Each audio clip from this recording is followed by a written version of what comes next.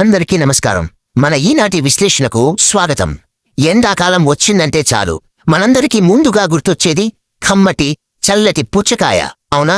కాని భలే తియ్యగా ఎర్రగా ఉందనుకొని మనం ఆరగించే ఈ పుచ్చకాయల వెనుక ఒక చేదు నిజం దాగి ఉందన్న విషయం మనలో చాలా మందికి తెలియదు. ఈ రోజు మనం ఆ విషయాలనే కాస్త డీప్గా విశ్లేషించబోతున్నాం.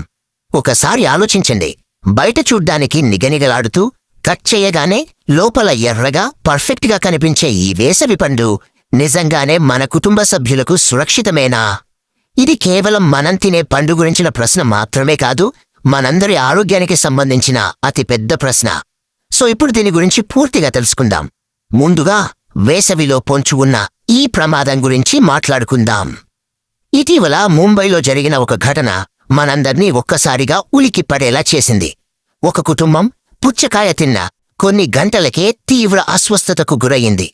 అసలిది కెమికల్స్ వల్ల జరిగిందా లేక బ్యాక్టీరియా వల్లనా అని అధికారులు ఇంకా దర్యాప్తు చేస్తూనే ఉన్నారు. ఆ కుటుంబ సభ్యుల్లో అకస్మాత్తుగా వాంతులు, విపరీతమైన కడుపు నొప్పి, తీవ్రమైన నీరసం కనిపించాయి.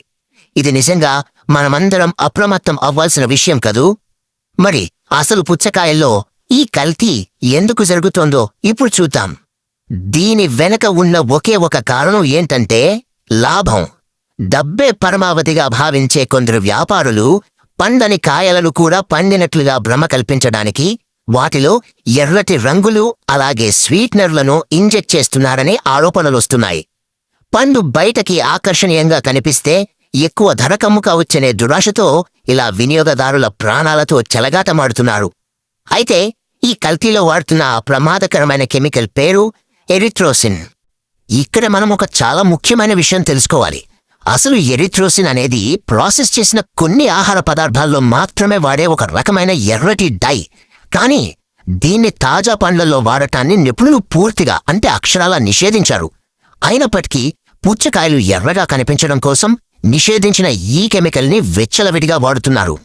ఈ ఎరిథ్రోసిన్ కడుపులోకి వెళ్తే ఎలాంటి ఎఫెక్ట్స్ ఉంటాయో తెలుసా? మన జీర్ణ వ్యవస్థ మొత్తం దెబ్బతింటుంది. అకస్మాత్తుగా వాంతులవ్వడం, తీవ్రమైన కడుపు ఇన్ఫెక్షన్లు రావడం జరుగుతాయి. అంతేకాదు ఇది మన శరీరంలోని లోపలి అవయవాలపై చాలా తీవ్రమైన ఒత్తిడిని కలగజేస్తుంది. ఇది ఏమాత్రం తేలికగా తీసుకోకూడని విషయం సుమా. మరి ఈ కల్తీ బారి నుండి మనల్ని మనం కాపాడుకోవడం ఎలా? భయపడకండి. ఇంట్లోనే సులభంగా చేయగలిగే 2 చిన్న టెస్టులున్నాయి. ఇందులో మొదటిది కలర్ టెస్ట్. ఇది చాలా అంటే చాలా సులభమండి. ఒక కాటన్ బాల్ గానీ లేదా ఒక తెల్లటి క్లాత్ కానీ తీసుకుని కట్ చేసిన పుచ్చకాయ ఎర్రటి గుజ్జుపై నెమ్మదిగా రుద్దండి. ఇప్పుడు ఆ క్లాత్ని గమనించండి. దానిపై కేవలం లైట్ పింక్ రంగు ఉంటే ఆ పండు సురక్షితమని అర్థం. అలా కాకుండా క్లాత్ వెంటనే గాఢమైన ఎరుపు రంగులోకి మారిపోయిందంటే మాత్రం అందులో ఖచ్చితంగా ఆర్టిఫిషియల్ రంగులు కలిపారని మనం సులభంగా పసిగట్టేయచ్చు. ఇక రెండో పద్ధతి బబుల్ టెస్ట్. పండు పై భాగంలో ఒక చిన్న రంధ్రం చేసి నీళ్లున్న ఒక పాత్రలో ఆ పుచ్చకాయను ఉంచండి.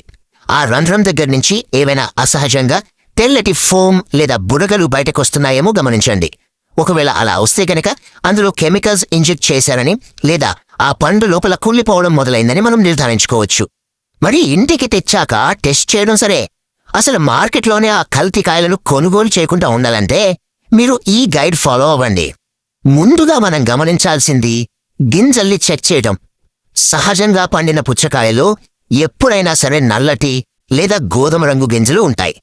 కానీ చుట్టూ గుజ్జు బాగా ఎర్రగా ఉండి గింజలు మాత్రం తెల్లగా కనిపిస్తున్నాయంటే అది కాయ ఇంకా పండక ముందే కోసేసి కెమికల్స్తో కృత్రిమంగా పండించారని చెప్పడానికి పక్కా ప్రూఫ్ అన్నమాట. అలాగే ఫీల్డ్ స్పాట్ చెక్. ప్రతి సహజమైన పుచ్చకాయ కింది భాగంలో ఒక పసుపు రంగు మచ్చ ఉంటుంది.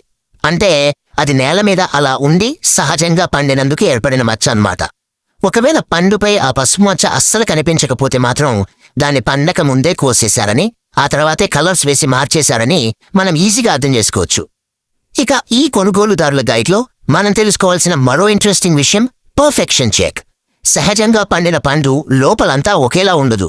ఎరుపు రంగులో అక్కడక్కడ చిన్న చిన్న ఛాయలు మారుతూ ఉంటాయి.